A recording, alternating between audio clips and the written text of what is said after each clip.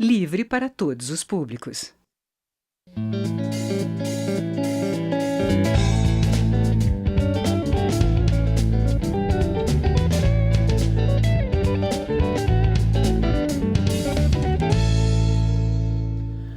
A Previdência Rural, pelas singularidades do setor, já é um dos principais pontos de desentendimento no âmbito da grande polêmica em que se transformou o debate sobre a reforma da Previdência. Até porque não existe apenas um setor rural, mas diversos, dependendo do estado, da região, do tipo de profissional envolvido na agricultura e por aí vai. Como definir uma legislação capaz de unificar tantas divergências dentro de tantos Brasis? Só para ficar num exemplo. Como cobrar a contribuição previdenciária dos produtores rurais nordestinos que enfrentam a estiagem que já se estende por mais de 5 anos? E como fiscalizar a real prestação de serviço dos produtores rurais nos socavões do chamado Brasil Profundo, por exemplo, para fins de cálculo da aposentadoria? O deputado Heitor Succo, do PSB do Rio Grande do Sul, já adiantou. É simplesmente contra a reforma da Previdência. Ele está aqui com a gente. Deputado, será que não dá mesmo para compatibilizar essas divergências todas? Olha, Paulo, em primeiro lugar é preciso dizer aquilo que o senhor disse aqui. O Brasil, ele é diferente do norte, do sul, do centro-oeste. E a agricultura é mais diferente ainda. Se eu olhar aqui só o Rio Grande do Sul, a região de campanha, de fronteira, divisa com o Uruguai e Argentina, é um tipo de agricultura, mas onde predomina a pecuária e a agricultura agora vem chegando, mas numa escala grande. Se eu olho a região colonial, são pequenas propriedades, 5, 8, 10, 15. Ali nós vamos ter tabaco num lugar, aviário no outro, nós vamos ter leite na outra propriedade, enfim, é uma diversificação total. Aí eu subo a serra, me deparo com aqueles... Você está falando de um estado só. Só do Rio Grande do Sul. Aí eu chego na serra, os gringos com as frutas, a uva, o vinho, é outra realidade. Eu ando um pouquinho mais, chego em Vacaria, dos campos de cima da serra, as grandes propriedades da maçã, das frutas. Então o Rio Grande do Sul, por si só, tem pelo menos 5, 6 realidades completamente diferentes nessa questão rural, agrícola. A partir daí, a gente poderia dizer o seguinte: é inaceitável a proposta da PEC que quer fazer a contribuição individual ou mensal, bimensal, semestral dos agricultores porque eles não têm carteira assinada, não tem fundo de garantia, não tem férias, não tem 13º, não tem uma renda fixa, depende da safra, da colheita, do plano agrícola, da economia como um todo. Além e é lógico de São Pedro. Pois é, além do mais, esse agricultor está lá essa expressão que eu usei aí, lá nos socavões do Brasil. Como fiscalizar? Eu até entendo o governo que ele quer saber aonde está esse agricultor, aonde ele mora, quem está com ele. Até o IBGE fez o último censo dele faz tempo, 2006. Nós avançamos muito nesse tempo. Ninguém sabe quantos tratores, quantas máquinas agrícolas, quantas ensiladeiras os agricultores compraram nesse tempo, irrigados pelo Programa Nacional de Fortalecimento da Agricultura Familiar, o PRONAF. Melhorou? Melhorou. E era para melhorar. Chegou mais energia elétrica? Chegou. Isso é sinônimo de desenvolvimento. Agora, essa PEC que está posta aí, Paulo, ela vai na direção contrária. Como é que um rapaz que na agricultura começa a trabalhar cedo, ou a moça que começa também a trabalhar cedo, vai ficar lá até os 65 anos de idade? As intempéries do tempo, do frio, da seca, da chuva, da geada, do granizo, do vendaval, e o agricultor que Você está falando do Rio Grande do Sul. Do Brasil inteiro. E eu estou aqui com a cabeça no meu Nordeste. Pois então. Imagina no Nordeste, onde a expectativa de vida é bem mais baixa. Então ninguém mais vai se aposentar. Ninguém nessa perspectiva. Por quê? Nós sabemos todos de que nós temos gente que dura 90 anos lá no meio rural. Mas como é que vai se chegar a uma média de 70 hoje? Significa que muitos falecem antes dos 65, que é o que está nesse projeto. Então, nós temos que fazer o seguinte, o governo deveria ter a grandeza, depois que ele já viu que apareceram mais de 150 emendas Algumas até já foram rejeitadas por ausência de assinaturas, enfim. Olha, pessoal, vamos fazer o seguinte, os rurais, vamos fazer aqui nos militares. Separa e vamos conversar. Isso aqui não dá para ser tratado da mesma maneira no seu geral. Essa é a primeira coisa. O bom senso poderia se avançar. Bom, se hoje o governo exige que tenha contribuição individual, nós temos uma solução para isso. Implementa o que já tem nos estados do Sul, a contribuição sobre a produção. O governo vai saber onde as pessoas moram, onde é o sítio, onde é a propriedade, o que ele produz, o que ele comercializa.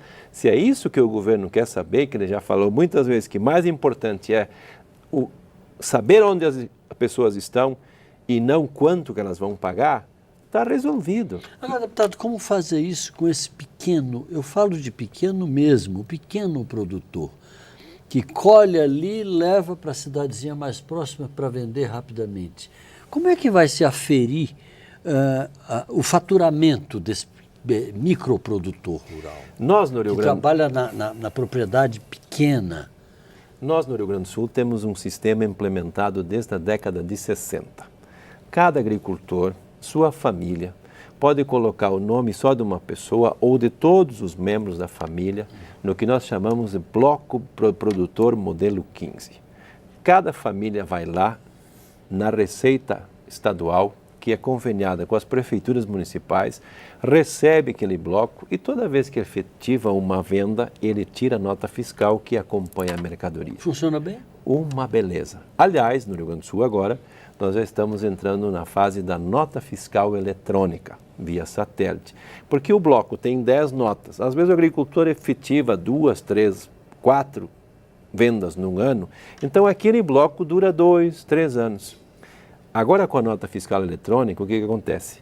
O fisco fica sabendo na hora o que é comercializado e a partir daí os municípios fazem a conta para se credenciarem aos índices do ICMS e do Fundo de Participação dos Municípios. Essa instantaneidade de informação faz com que as prefeituras estejam sempre com os dados cadastrais em dia.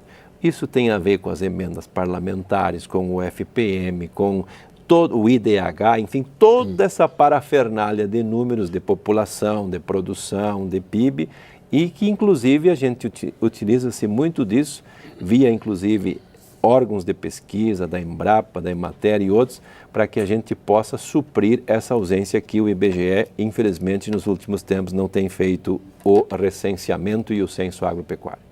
O senhor está falando da realidade do Rio Grande do Sul, a gente continua insistindo, quer dizer, como justificar essa cobrança individual diante de uma realidade como essa, que é a produção familiar? A lei hoje determina... Que, aliás, é incentivada e deve ser mesmo. Perfeito. E nenhum agricultor está se negando a contribuir. Eu não ouvi nenhuma manifestação até agora dizer, olha, nós não queremos contribuir. O que o agricultor quer é o seguinte, ele quer estar dentro da lei. A lei determina que sobre a produção se desconte 2,1% a título de previdência, 0,1% a título do Serviço Nacional de Aprendizagem Rural, que é o Senar, e tem mais um 0,1% ali que é para a questão do acidente de trabalho, que é recolhido separadamente. Mas a fonte é a mesma, a origem é a mesma. Então, o que nós temos? O agricultor que produz bastante, ele vai contribuir mais. Aquele pequenininho que contribui pouco, ele vai pagar pouco, mas ele vai fazer a sua parte. Então, o que nós estamos dizendo, insistindo com o governo, é de que se o governo quer saber aonde está o produtor, o que ele planta, o que ele produz, o que ele movimenta na economia, porque se ele lida com hortifruti e granjeiros, ele está também abastecendo uma outra rede que é do fornecedor das sementes, das mudas e outras coisas mais. A produção de suco. A produção, hoje a merenda escolar por lei, no mínimo as prefeituras têm que comprar 30% desse segmento da produção local da agricultura familiar. É o governo querer fazer a parte dele, que pode ter certeza que os agricultores, os seus movimentos, os sindicatos, as cooperativas, têm a parte operacional montada para implementar isso sem prejuízo para ninguém. Só para a gente encerrar, uma pergunta com dois aspectos. O primeiro, esses órgãos diretamente envolvidos nessa questão, Ministério da Agricultura, Senar, não sei o quê, blá, blá, blá, blá, estão articulados em torno de uma proposta comum a ser apresentada ao governo? E a segunda, o governo está sensível a essas reivindicações que o senhor acaba de apresentar aqui? Eu não vejo que o governo dialogue um setor com o outro, um ministério com o outro. Isso é natural e tradicional, a não ser naqueles fóruns, nas câmaras setoriais. As câmaras existem e todos participam disso. Assim como tem também a discussão no Senar, que não é uma coisa de um lado só, é dos trabalhadores, é tripartite, o governo participa. A organização existe, basta ser acionado. E a segunda parte da sua pergunta, o governo... Está resistindo? Não.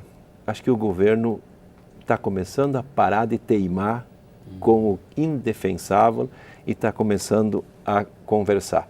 Inclusive, a nossa liderança foi procurada pelo líder do governo, que disse o seguinte: ou a gente muda a PEC ou ela não passa. Então é preferível que se negocie e agora começa a elencar quais é que são as 5 questões... Aliás, é da natureza do parlamento, estamos aqui para isso. Né? Perfeito. Senão não precisaria ter parlamento. Então acho que o governo precisa se convencer de que tem coisas importantes para ser feitas, mas querer tratar os diferentes de maneira igual, quem vai perder é o governo. Deputado Heitor Sucre, do PSB do Rio Grande do Sul. Muito obrigado pela sua participação. Volte sempre. Muito obrigado, estamos à disposição. Você de casa, muito obrigado pela audiência. Se quiser assistir novamente a esta edição do Palavra Aberta, ou qualquer outra edição desse programa, é só entrar no nosso site. Anote aí, câmara.leg.br/Palavra Aberta, tudo junto. Um abraço e até a próxima.